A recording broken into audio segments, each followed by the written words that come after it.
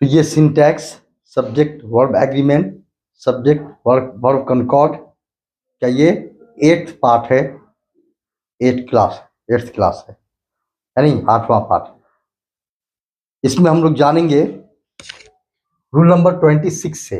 इससे पहले rule number 25 तक ऑलरेडी बताया जा चुका है।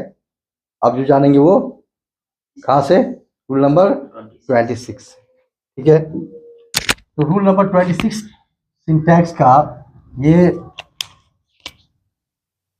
सिंटैक्स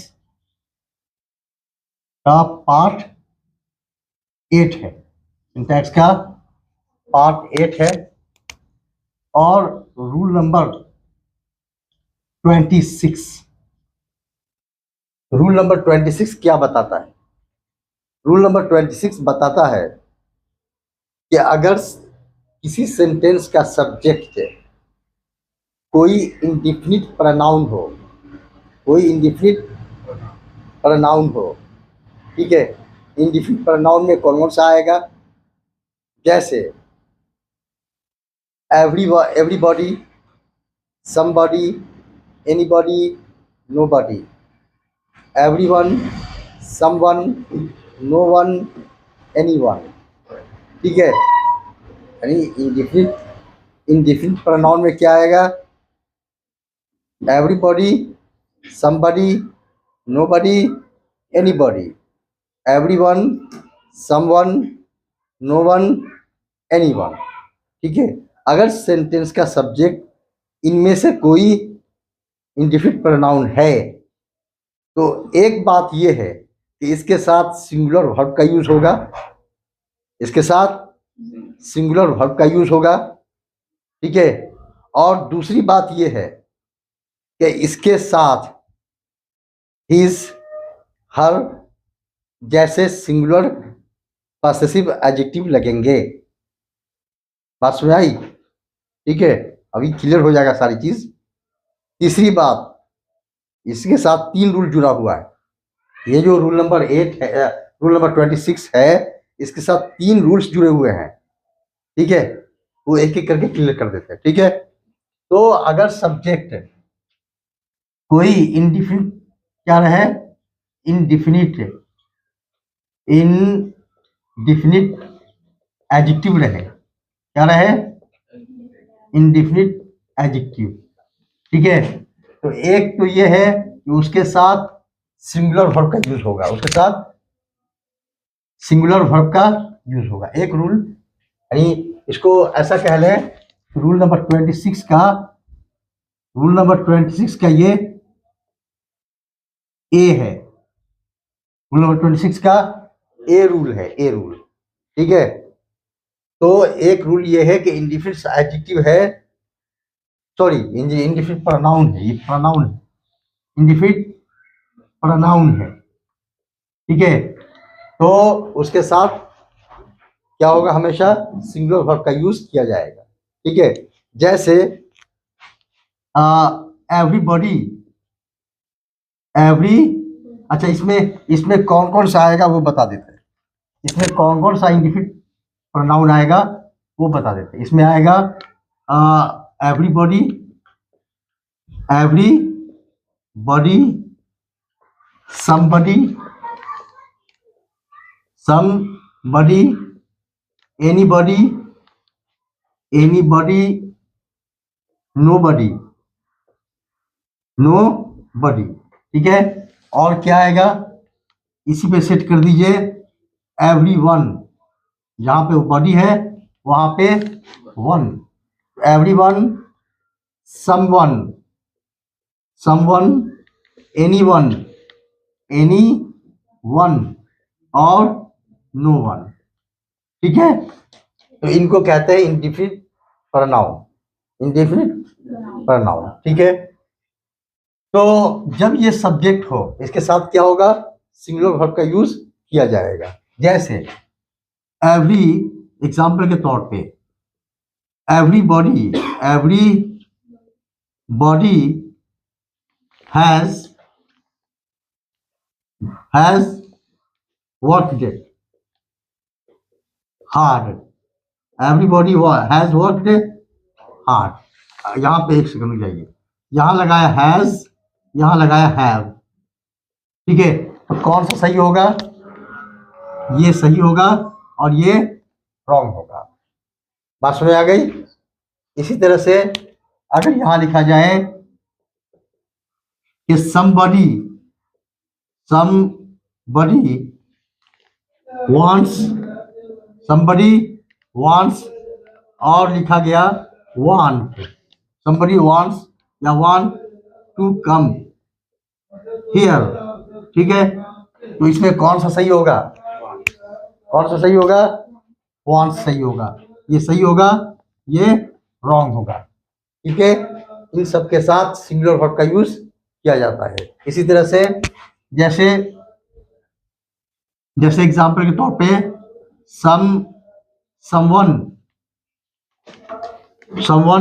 was या were outside, someone was या were outside, कौन सा सही होगा? was, क्योंकि इसके साथ सिंगुलर वर्ब का यूज किया जाएगा। ये क्या है? वर्ब रॉन्ग है। क्लियर? तो एक बात पता चला कि इन सारे इंडिफिनिट प्रोनाउन के साथ सिंगुलर वर्ब का यूज किया जाएगा अगर ये सब्जेक्ट में हो तो, राइट? यस है। अब आगे देखिए इसका बी, इसी 26 का बी क्या बताता है? बी बताता है कि अगर ये सब्जेक्ट हैं, अगर क्या है, इनमें से कोई एक सब्जेक्ट है और उनके बारे में स्पेशली कुछ बताया गया है, ठीक है, तो उनके लिए पॉजेसिव एडजेक्टिव जब यूज होगा तो प्लूरल नहीं यूज होगा बल्कि सिंगुलर यूज होगा। जैसे हिज, हर, बात समझ नहीं आ रही है? यस, इस तरह की चीजें यूज होंगी। देयर या आवर जैसे प्लूरल पॉजेसिव एडजेक्टिव का यूज नहीं होगा। जैसे यहां एग्जाम्पल के तौर पे एवरीबॉडी हैज, यहां पे हिज, यहां पे their dress, everybody has his dress या एवरीबॉडी हैज देयर ड्रेस, क्या होगा? एवरीबॉडी हैज हिज ड्रेस या एवरीबॉडी हैज देयर ड्रेस, कौन सा सही होगा? हैज, नहीं देयर नहीं आएगा, हालांकि यहाँ पे एवरीबॉडी है, हर किसी, लेकिन ये सिंगुलर है ना, ये तो सिंगुलर है ना, तो इसके साथ जो पॉजेसिव एडजेक्टिव इस्तेमाल होगा इसको कहते हैं पॉजेसिव एडजेक्टिव। इसके साथ जो पॉजेसिव एडजेक्टिव इस्तेमाल होगा वो सिंगुलर होगा। तो ये हिज सही है और ये रॉन्ग है, राइट? बात में आई? तो बी में ये बताया जा रहा है। हाँ, अगर मान लिया एग्जाम्पल के तौर पे वहां पे हर कोई महिला है, हर कोई महिला है, ठीक है, और उनके बारे में बताया जा रहा है कि उनके बारे में बताया जा रहा है कि एवरीबॉडी was doing her या their work, यानी everybody was doing her work या their work, यहाँ पे क्या आ जाएगा? हर वर्क, क्योंकि हर सिंगुलर है और देयर प्लूरल है, ठीक है। अगर ये प्लूरल सब्जेक्ट होता तब जैसे ऐसा कहते कि वे लोग अपना काम कर रहे थे, तो दे वर डूइंग देयर वर्क। यहाँ पे सब ये एवरीबॉडी क्या है? सिंगुलर है, ये क्या है? सिंगुलर सब्जेक्ट माना जाता है, इसलिए इसके साथ जो पॉजेसिव एडजेक्टिव यूज होगा वो सिंगुलर इस्तेमाल होगा, प्लूरल इस्तेमाल नहीं होगा, राइट? तो यहाँ पर जो राइट है वो हर राइट है और ये देयर रॉन्ग। बात समझ आ गई? Everybody has his their dress. Has मिला हुआ है सर, ये भी गलत है। कौन सा? ये हैज तो सही है ना, क्योंकि ये सिंगुलर है ना। यहाँ एवरीबॉडी हैज, हर किसी के पास है। क्या है? हिज ड्रेस, अपना ड्रेस, अपना ड्रेस, है नहीं? अगर यहाँ पे ये रहता कि उन लोगों के पास अपना ड्रेस है, तब बोलते दे हैव देयर ड्रेस। दे दे क्योंकि दे प्लुरल हो गया, प्लुरल सब्जेक्ट हो गया, दे हैव देयर ड्रेस। लेकिन एवरीबॉडी क्या है? सिंगुलर है। उसी तरह से समबडी भी क्या होगा? सिंगुलर होगा। समवन भी क्या होगा? सिंगुलर होगा। हाँ, बात सुन आ रही है? यस है। तो बी में यानी 20 रूल नंबर 26 का ये क्या था? ए।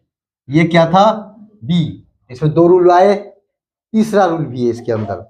इसके अंदर तीसरा रूल क्या है वो देख लीजिए कि अगर ये सब्जेक्ट हैं, अगर क्या है, ये सब सब्जेक्ट हैं, सेंटेंस के क्या है, ये सब्जेक्ट है, और इन इन इनसे क्या है, या इनका क्या है कि क्वेश्चन टैग बनाना है। क्या बनाना है? क्वेश्चन टैग बनाना है। ठीक है, तो फिर वहां पे प्लुरल प्रोनाउन आएगा, सिंगुलर नहीं आएगा।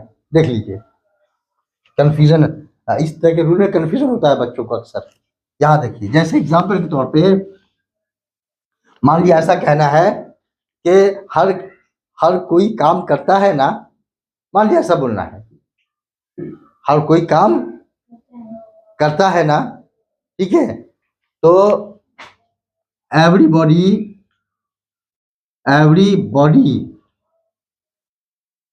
वर्क्स वर्क्स आएगा, किस वर्क आएगा? वर्क्स आएगा सिंगल वर्क।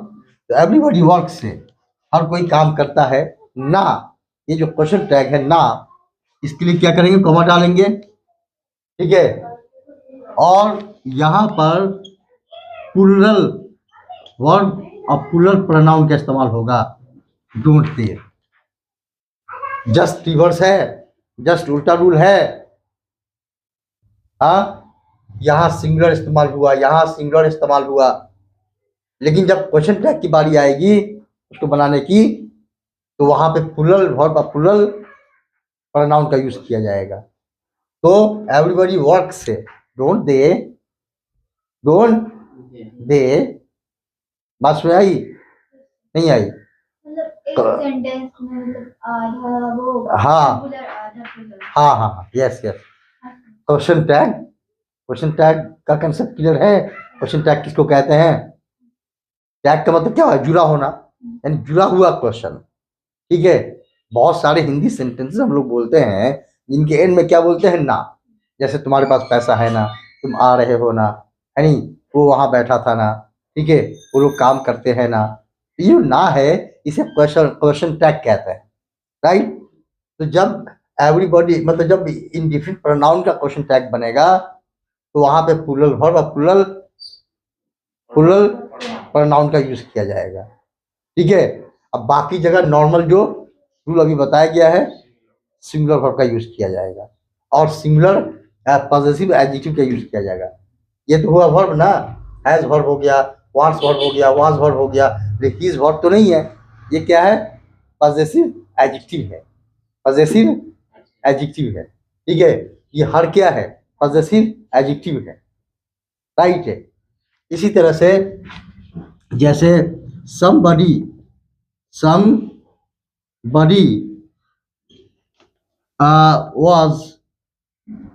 was making, या everyone was making a noise। अब यहां पर है everyone was making a noise, हर कोई हंगामा कर रहा था ना, हर कोई हंगामा कर रहा था ना। अब उस ना के लिए क्या करेंगे? कॉमा डाल करके यहाँ पे वाजंट डाले तो वरंट डाले, क्या आएगा?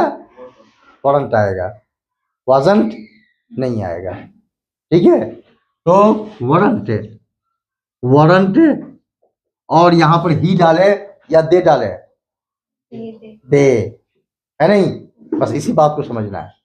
ये क्वेश्चन टैग में ये क्या है, रूल रिवर्स हो जाता है, उल्टा हो जाता है, ठीक है। तो वरंट दे, बात समझ में आ गई। तो ये था रूल नंबर 26 का ए, बी और ये सी, ठीक है। इसके अंदर 3 रूल थे। अब आगे रूल नंबर 27, रूल नंबर 27, ठीक है। रूल नंबर 27 क्या बताता है? रूल नंबर 27 बताता है कि अगर मेनी अ,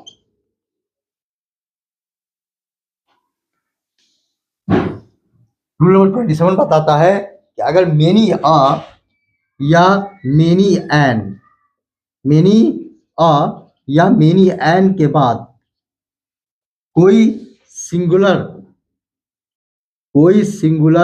काउंटेबल नाउन, कोई सिंगुलर काउंटेबल नाउन आ जाए, जैसे बॉय, चेयर, यानी डेस्क, मतलब ऐसा नाउन जिसको गिना जा सके, ठीक है। तो ऐसा मेनी अ के बाद या मेनी एन के बाद कोई सिंगुलर काउंटेबल नाउन आ जाए तो उसके साथ यूज होगा कौन सा वर्ब? उसके साथ यूज होगा सिंगुलर वर्ब। कौन सा? सिंगुलर वर्ब का यूज किया जाएगा। ऐसे ही सिंगुलर वर्ब का यूज किया जाएगा, राइट है। जैसे एग्जाम्पल के तौर पे many a boy has the fair, many अब एक सेकंड, 1 मिनट, मेनी अब हैज, और अब यहां पे लिखा हैव, द फेयर, फेयर का मीनिंग क्या होता है? भाड़ा। मेनी अब हैज द फेयर या have the fair? Has the fair. तो रूल के अकॉर्डिंग ये सही है और ये गलत है, रॉन्ग है, राइट। इसी तरह से यहाँ many a mobile, many a mobile is या are beautiful, many a mobile is या आर ब्यूटीफुल, कौन सा सही होगा? इज, है ना। ये से क्या है? सही है, जबकि ये रॉन्ग है। इसी तरह से many N orange, many N orange is या आर रॉटन, रॉटन मीन्स सड़ा हुआ, ठीक है। तो मेनी एन ऑरेंज इज रॉटन या आर रॉटन, कौन सा सही होगा? इज रॉटन। क्या होगा? ये सही होगा, ये रॉन्ग होगा। बात समझ आई? ठीक है। इसी तरह से मेनी एन